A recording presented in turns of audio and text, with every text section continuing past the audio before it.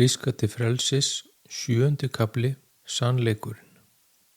Hinu jarneska lífi má líkja við nám í krefjandi skóla. Námið er víðtækt og margbrotið og áskoranirnar eru margar sem mæta nemandanum.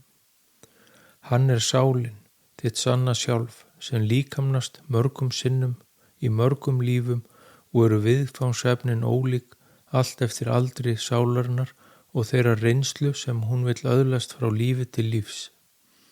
Ekkert líf er eins og verkefnin eru miskrefjandi. Lífsýn og skoðanir breytast með hækkandi sálna aldri. Líkt og í skóla þá þarf að klára einn bekk áður en hægt er að fara í þann næsta. Sum verkefni taka sálina mörg líf að klára og er það undir hverjum og einum komið hversu hratt hann fer í gegnum hvert bekk.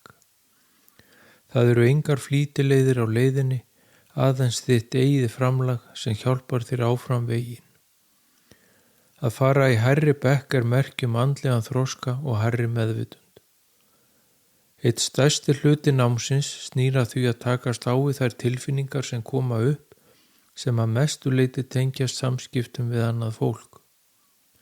Þegar sálin kemur í líkamann, tekur það mörg ár að þroskast og vaxa frá því að vera ungabarn í að verða fullorðinn einstaklingur. Á þessu þroskaferli samlagast hugur og líkami. Við lærum að tjá okkur með orðum og lærum að skilja töluð orð.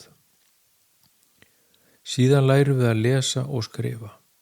Allt krefst þetta æfinga og þjálfunar og er sama ferlið í hverju lífi. Í uppvextinum kemur innræting frá foreldrum, skóla og umhverfinu sem mótar einstaklingin og hefur áhrif á skoðanir hans og lífsýn. Þessi innræting er missterk og varir mislengi á lífsleiðinni. Flestir ná að hrista af sér þessa innrætingu úr barnæsku í kringum 30 og byrja þá að mynda sér sínar eigin skoðanir á lífinu og tilverunni. Uppeldið og uppvaxtarárin eru mikilvæg þáttur í þroska sálarinnar. Áður en sálin líkamnast hér á jörðinni hefur hún í farteskinu ákveðin verkefni sem hún ætlar að takast á við og leysa úr til að ná þroska og halda áfram. Þessi verkefni eru miskrefjandi og taka mislangan tíma. Til að hjálpa sálinni að takast á við verkefni sín þá velur hún sér foreldra, ættingja og vini áður en hún kemur til jarðarinnar og munu þessir einstaklingar hjálpa henni og beina henni á réttar brautir svo hún ná að leysa og takast á við verkefni sín. Að upplifa ólíkar aðstæður og kringumstæður getur verið áskorun sem þarf síðar að leysa úr. Þetta geta verið áföll af ýmsu tagi sem og sigrar og velgengni. Eins og áður sagði eru flest verkefnin tengd fólki og einstaklingum og einna mest nánustu ættingjum og vinum. Guð gaf okkur frjálsan vilja og getur við því farið okkar eigin leiðir í lífinu. Þó svo að verkefnin liggi fyrir áður en farið er af stað til jarðarinnar er ekki þar með sagt að sálin komist í að leysa þau verkefni. Hún getur auðveldlega farið af sporinu og í aðrar áttir en ætlað var. Þá er farið aftur á stað í annan líf og reynt á nýjan leik. Sálin hefur andlega leiðbeinendur sem hjálpa henni að skipuleggja næsta líf svo hún þroskist áfram og er þetta gert áður en sálin kemur til jarðarinnar. Leiðbeinendurnir fylgja sálinni gegnum jarneska lífið og beina henni réttar áttir í lífinu, henni til hjálpar til að ná markmiðum sínum. Oftast tekst þetta og verkefnin eru kláruð. Í jarneska lífinu eru ávallt 2 pólar, hvort sem það eru tilfinningar okkar eða jarnesk fyrirbæri. Sem dæmi, sól og máni, dagur og nótt, sorg og gleði, ótti og kærleikur, heitt og kalt, jákvæðni og neikvæðni, sannleikur og blekking. Þetta gildir allar okkar skoðanir og tilfinningar. Við getum verið glöð eða döpur, kærleiksrík eða illgjörn, bjartsýn eða svartsýn. Það er síðan hver og einn sem tekur ákvörðun hvoru megin hann ætlar að vera í lífinu. Eins og áður sagði eru grunntilfinningarnar ótti og kærleikur sem eru andstæður og leiða af sér skoðanir, hugsanir, orð og gjörðir. Óttin er blekking innra með okkur en kærleikurinn er sannur. Það er síðan verkefni frá lífi til lífs að vera meðvitaður blekkingar óttans og læra að bæja honum frá og úr lífi okkar. Óttin stjórnar okkur og afvegaleiðir sálina frá markmiðum sínum og verkefnum. Jörðin er heimur blekkinga, ótta og sundrungar sem eru í raun andstæð við upplaf sálarinnar, sem er sannleikur, kærleikur og eining. Því getur jarðneskt líf verið krefjandi og margar upplifanir óbærilegar og erfiðar. Það eru ákveðin alheimslögmál sem gilda á þessari þroskaför sálarinnar, sem enginn kemst framhjá og allir verða að hlíta. Þessar reglu tengjast á engan hátt þeim lögum og reglum sem mennirnir hafa skapað og búið sér til hér á jörðinni. Eina meginreglunum er sú að allt sem þú gerir öðrum verður við yður gjört. Ef þú stelur eða brýtur á annarri manneskju, þá stofnar til skulda sem þarf síðan að gera upp með einum eða öðrum hætti. Margir getur haldið að sá sem stelur frá öðrum og er dæmdur saklaus sé þannig laus allra mála, en það er ekki svo. Hver og einn þarf á endanum að standa skil á gjörðum sínum, hvernig svo sem hann er dæmdur af mönnunum. Að lífi loknu er farið yfir lífið sem var að ljúka og viðkomandi fær að upplifa þær tilfinningar sem hann skapaði öðrum á lífsleiðinni. Þetta er til að kenna honum og þroska hann áfram. Annað alheimslögmál er að það eru engar flýtileiðir í þroskaferlinu. Hver og einn þarf að takast á við sín verkefni og klára þau áður en hægt er að halda áfram á þroskabrautinni. Því er það andlegu þroski okkar sem kemur okkur áfram og er það því hinn eini sanna velgengni sem er eilíf og stendur á styrkum stoðum. Æðsta markmiðið er að læra að bæja öllum blekkingum og ótta úr lífi sínu og opna augun fyrir sannleikanum sjálfan sig og umhverfi sitt. Opna hjarta fyrir kærleikanum og læra að miðla honum til annara með orðum, hugsunum og gjörðum.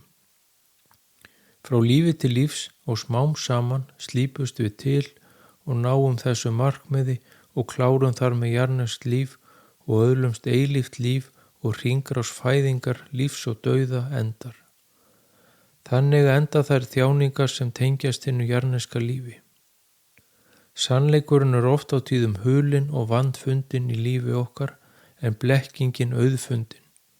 Sannleikurinn er eitt af upplægi sálarinnar og er það markmið hvers og eins að finna sannleikan og fylgja honum.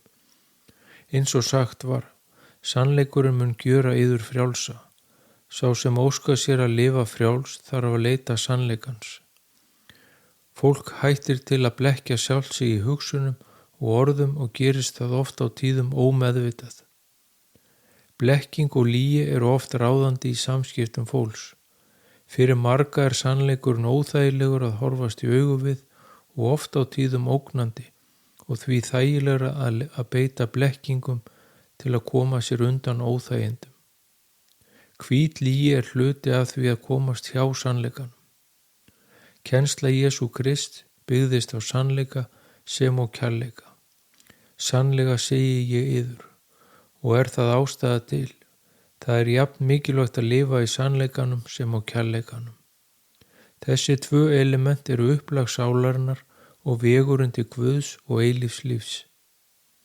Þegar við segjum ósatt þá erum við að eitra okkur að innan og hindrum að kærleikurinn komist í hjarta okkar. Sem dæmi, 2 menn fara saman í ferðalag og koma síðan heim og segja ferðasögu sína. Þú heyrir 2 ólíkar sögur og spurningin er hver er sannleikurinn og hvað gerðist í raun og veru. Báðar sögurnar geta verið sannar og lýsa hvor aðili sig, sinni upplifun á ferðalaginu og því sem hann þótti spennandi og áhugavert. Þú munt aldrei vita hvernig þessi ferð var fyrir en þú hefur farið hana sjálfur og upplifað. Þá fyrst veistu í hjarta þínu hvernig ferðin var. Annað dæmi segir maður þér frá atburði sem hann hefur upplifað og þú hlustar á mannin og þér finnst sagan vera ótrúleg og trúir henni ekki. Einhverju síðar færðu að upplifa það sem maðurinn var að segja þér frá og þá fyrst veistu að þetta er sannleikur. Margir eiga það til að segja viljandi ósatt til að koma sér undan erfiðum aðstæðum og eða til að hagnast á blekkingunum. Blekkingar fylgja hinu jarneska lífi og samskiptum fólks.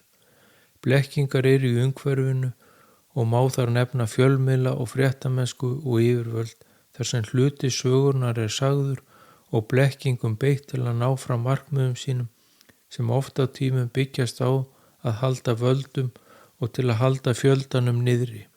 Einstaklingur getur valið að vera blindur á sannleikann í komanda lífi til að upplifa blekkingarnar og lifa fjarri sannleikanum. Fátt er það sem getur vakið hann upp til meðvitundar og sannleikanum sjálfan sig og umhverfu sitt. Þegar sálin er tilbúin mun koma sá tími að hún vakna til meðvitundar og augun opnast fyrir sannleikanum og þá er erfitt að sjá hann ekki. Þegar þetta gerist hefst hinn andlega vöknun og opnun og leiðin til lífsins hefst. Á þeirri leið opnast augun sífellt meira fyrir sannleikanum og blekkingarnar verða auðfundnar og séðar. Sá sem er opinn fyrir sannleikanum og sá sem er blindur á sannleikan eru ósammála það hvað er rétt og rangt og þannig leiðir blekkingin af sér sundrung meðal fólks. Lærðu að opna augun fyrir sannleikanum í umhverfi þínu, lærðu að þekkja hann þegar hann birtist þér, því þannig muntu þekkja blekkinguna þegar hún birtist. Lærðu einnig að þekkja sannleikanum sjálfan þig, hvað er innra með þér og lærðu að vera frjáls gagnvart blekkingunum. Vertu ávallt sannur og trúr sjálfum þér og öðrum. Eitt er víst að sannleikurinn mun ávallt koma í ljós.